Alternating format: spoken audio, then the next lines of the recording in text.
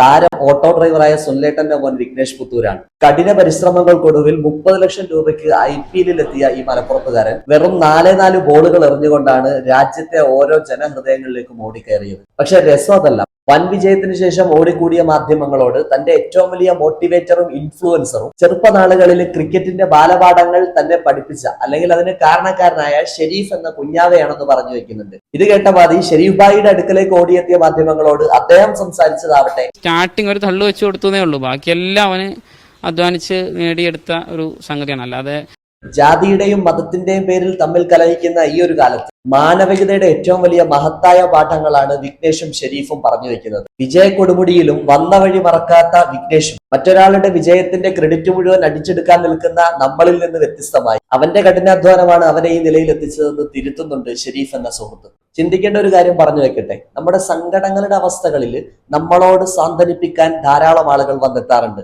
സാരമില്ല, പോട്ടെ, എല്ലാം ശരിയാകുമെന്നുള്ള സാന്ത്വനത്തിന്റെ വാക്കുകൾ നമുക്ക് പലപ്പോഴും ആശ്വാസമാകാറുണ്ട്. പക്ഷെ ഈ കാലത്ത് അന്യം നിന്നുപോയ ഒരു കലാരൂപമാണ് സങ്കടങ്ങളിൽ കൂടെ നിൽക്കുന്നവരെക്കാൾ എണ്ണത്തിൽ കുറവായിരിക്കും നമ്മുടെ വിജയങ്ങളിൽ നമ്മളോട് തോളോട് തോൾ ചേർന്ന് മതിയായി ആഹ്ലാദിക്കുന്ന ആളുകളുടെ എണ്ണം എന്നതാണ് സത്യം.